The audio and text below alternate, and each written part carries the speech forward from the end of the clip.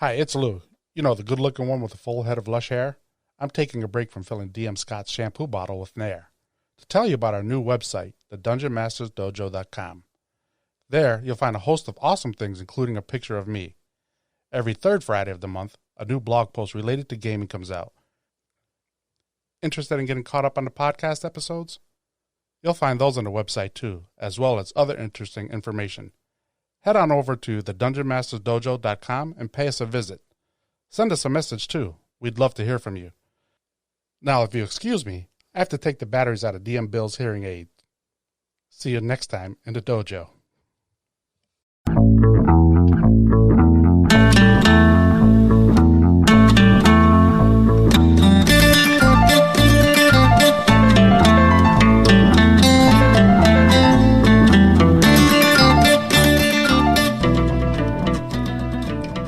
Hello, and welcome to the Dungeon Masters Dojo podcast.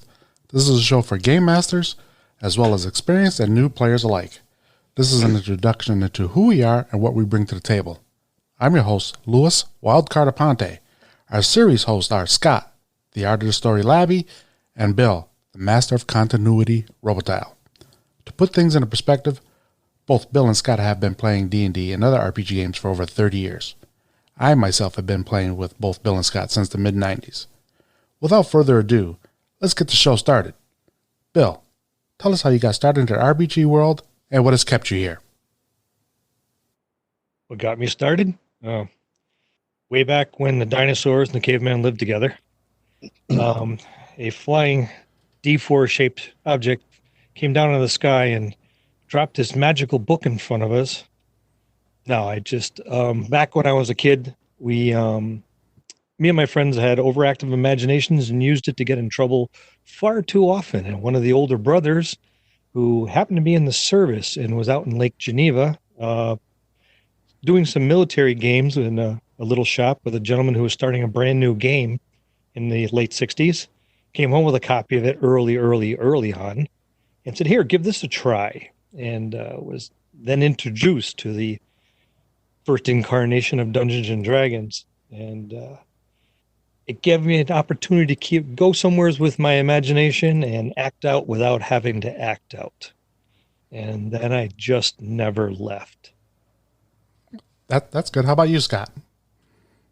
Not entirely dissimilar from Bill's story. There was an older brother involved, and since he was kind of the cool kid, or at least he was the cool kid as far as we were concerned back then. Cool kids didn't do this sort of thing, but he introduced us to that during like a sleepover. But his set was the 4 white books, the chainmail rules. So it was really, really clunky. It wasn't until I think it was either Christmas or my birthday, they're both pretty close, that I got my first set, but it was the red boxed set with the terrible artwork that looked like some high schooler was doodling in the margins of their math notebook when they should have been paying attention in school. That was my grandmother that bought me my first copy. Years later, she was mortified to find out that we were all Satan worshipers and were eating babies and the whatnot. Being a devout Roman Catholic Polish woman, it was crushing. Or at least that's what the Satanic Panic was back in the 80s. I know Bill remembers that too. I think I still have some of the burning scars. I think I still have some of the burning scars. Yeah. So I guess the bigger question is, what actually, or what kept you into the game, and how did it affect your childhood? Affect my childhood. Well, for your adulthood. What kept me there was the ability to escape. I was an avid reader even when I was young, so I like to put my mind in different worlds and different places. And here's one where I could actually participate in the story and create the story as opposed to just reading it. And for my young and impressionable and severely demented mind, that was a very, very perfect place to go. I was already, as a young kid, enamored with Renaissance, medieval castles, implements of war, siege equipment and armor and weapons. And so here was something that I could act out. And as I learned things in school or through reading, I then would turn and use this in my games as well, or as best I could. And that's, it was a place to act out and to nurture my interests. Like I said, be able to be part of the story as opposed to just reading it. And I'll agree. I think that's a lot of us. How about you, Scott? You guys. Pretty much. I mean, my gaming experience was such that I have forged friendships with people that I have now known longer than I have not known. So that keeps me coming back. Of course, there's the fun of getting together, like on Monday nights or when we go away. The storytelling is always paramount, and I think the big draw is the opportunity to kind of be a character akin to those in a Terry Brooks novel or a Tolkien novel, though we usually end up Monty Python. We're never quite that epic, but mostly it's the friends I've made and having the opportunity to have played with them for 30 some odd years. In most of the cases with our particular gaming group, that's what it is. There's a group of 4 or 5 of us that has been gaming together for forever. 30 years. Yeah, forever. For a long, long time. Yeah, pretty much seems, 30 plus and some, yeah. So, but yeah, that's well put. And it's like, I think all of us feel that way at the same time. But now you two are some of the, at least in my eyes, some of the best GMs, game masters, dungeon masters, however you want to call it. That's because you haven't actually played with a competent one yet. We have him convinced. Well, no, I played with a few, but you two are in the tops. And I just want to know, we're calling this the Dungeon Masters Dojo. What makes you guys masters of your arena here? For me, I've played everything. I've done everything. As a player, I will pick up any game system and take to it almost immediately, because there's rarely anything new. And even if it is new, it's so close to something else that I've already played that I can take to it almost immediately, put myself in the genre, adapt the combat system, and then take off from there. So I think versatility for me as a player, and then I bring that to my table, because what I've seen in other games and other genres and other styles, if you see something you like, you adopt it, you mutate it, you give it your own flavor, then you use it. I've been playing since 1970. If my ancient brain serves me, that's 50 years. I've seen a lot of game masters. I've seen a lot of players. I've been in the RPGA arena where it's a PvP mentality all the time, every time, at all the conventions, and you get exposed to a lot of different styles. And I incorporate all that into what I play, what I build. And when I game master, it's when you've seen as much as I have. You've seen things that are, if you haven't seen it exactly, you've seen something close, and you seem to have an answer for it. And a lot of times the players think they're going to stump you. They're going to throw you something new. And if you always have an answer for it, incorporate it into the story, make it fun. And they're like, gee, I thought I had him this time. And next thing I know, the story's going that way. It's like he planned it. I think that's where my mastery comes in. Yep, and I'll agree with that. And that's why I just always look at you as the master of continuity. Scott, how about you?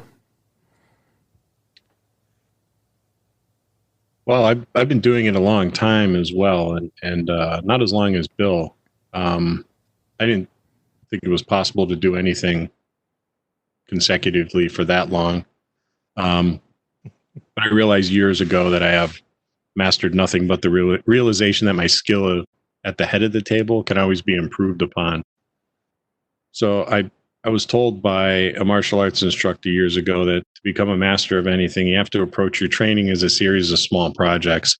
And every single game session is a small project.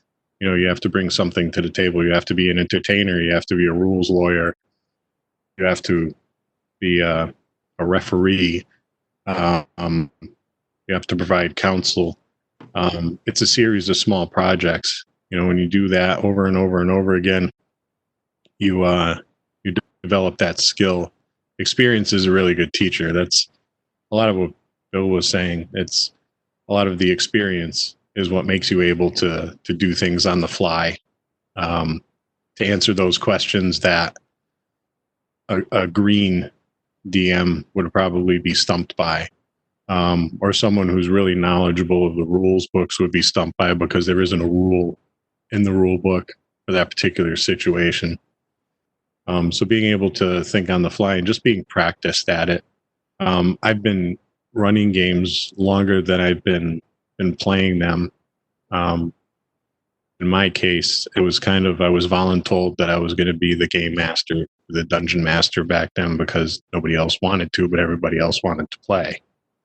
And that is that's a good start, you know. And we're just glad to have you both as our GMs. But now is the big question, and this is our session 0 podcast, our introduction. Why did you guys want to, or what compelled you to move into the podcasting world? I don't know about compelled. Being the dinosaur, I had to be dragged everywhere. But as we've been saying, the two of us have been game mastering for a very, very, very long time. And we've learned a lot of tricks. And like Scott said, there's good green game masters out there that are going to be curious about, gee, how do I handle this and how do I handle that? And what do I do about this? And gee, I got a problem player, or I'm stumped on writing a system. How do you build a town? These are the type of things that we've done over and over and over again. And even for the experienced players, like I said, I still learn things from other game masters by watching them. Even after all this time, this old dog can learn new tricks. So we want to pass that on. I want to pass that on. Some of the tricks that I've learned, some of the ways to interpret what's going on, some ways to feel out your table and see how things are progressing and how to deal with the problem player, how to deal with the problem scenario. The scenario came to a dead end, abruptly, because the party took a left-hand turn and they're supposed to take a right. I want to be able to pass that on, and how to roll with the punches, how to make things up on the fly, how to prepare ahead of time so you're not caught by surprise. And I got a few tricks, and I'm willing to let people look up my sleeve. Trust me, we're all trying to look up your sleeves because we all seen the tricks and we're all trying to use them, and we still can't figure them out sometimes. How about you, Scott? I had the experience of having to figure everything out on my own, which was a lot of trial and error, a lot of pretty solid successes, but then there were failures along the way. So it's a way of mentoring a large group of future DMs so that they can develop their skills and keep the hobby going. It's been going a long time now, so I'd like to see it going even further. I think it's there's not enough of that, I don't know, social gaming going on anymore. You know, everybody's on the computer. We're doing Warcraft or whatever. Yeah, and that's a great game, but it doesn't hold a candle to sitting at a gaming table in someone's basement rolling dice. So if we can nurture a new breed of game master or players, or maybe even just introduce somebody to it, and kind of spark that interest and get them involved. I think a podcast is a pretty good way of doing that sort of thing, especially if you have a face for radio. And in your case, the voice. I'm sitting right here, okay? Yes. Well, just one last question for each of you, and just so we understand, or people understand, where you guys have come from. Just tell us a little. I know your guys' style. I've been gaming with you guys since the mid '90s, but tell us a little bit about your style. And I guess people may have kind of figured that out the way I introduced you guys. But we'll start with Scott, and explain a bit of how you go about game mastering and your style of game mastering. I'm a terrible rules lawyer. That's something that Bill does a lot better than I do. I love the story, something big and sweeping with twists and turns, and the getting that emotional investment from players into their characters and from players into other players' characters. It's very gratifying to see that, and that's what I like to bring to the table. I could do a lot better with the rules. The story is really, really my thing. That's what I really, really like. That's what kind of makes it special. I knew we did a really good thing, and I know you get a little overly sensitive about it, but there was one year where we were finishing 7 years of a campaign, and you're gonna make me cry again. A couple key characters, and people handled that very differently when we were wrapping it all up. We had one of our group who was in tears. More than one, actually. Yeah, there was quite a few of us. There was another gentleman who was pretty upset about some of the things that happened because of the emotional investment that they had, not so much in their character, but in another one. Actually, it was an NPC. So that's my style. That's what I really like. That's how I knew we did something pretty good. Pretty epic. 7 years in the making. Yep. How about you, Bill? Give us a little taste. Well, I will. I'll back the bit that Scott is a phenomenal storyteller. He's a better storyteller than I am, but I am a bit of a rules lawyer. For me, it's the twist, the turns. I'm more of a puzzle person. I like putting out problems for them. Make them look for the different pieces of the puzzle. Let them find the key to the lock that isn't necessarily a key. Mask a few things. Nothing's ever really as it seems with me. There's always some little twist. There's always some little nuance that you have to catch, and I'll give you more than one opportunity. But I like the characters to think. I like the players to think, and let them work together. Let them try to make them work together so they can solve the puzzle. It's one thing to listen to the story. It's another thing to, like I said, for me, the big thing was being part of the story, and I want them to be part of the story as well. And if they can do it all together, because let's face it, this is a cooperative game, although sometimes it doesn't seem that way. I like to make them work together and let them try to figure things out. So that's probably the base of mine. I do try to tell a good story. Like I said, I'm not quite as in depth in it as Mr. Labby, but I somehow muddle through it. I think too that Bill makes a really good point in that there's the story is important, but the characters integrating into it and being a part of it is really key to any story being good, because it is kind of cooperative storytelling. When you look at it, you have your story as an outline, and they kind of put the flesh on the skeleton with everything from their casual interactions with other NPCs to the long and grueling combats, and their less than casual interaction amongst themselves. It happens from time to time, and that I think that's where it really starts to become something. And it's more of an art than a science, really. It's kind of like balancing on a 2x4 that's sitting on top of a basketball sometimes. That's perfectly well said. Any last words, Mr. Labby? I hope everybody comes back. Me too. How about you, Bill? Nah, I think I've said enough. Okay.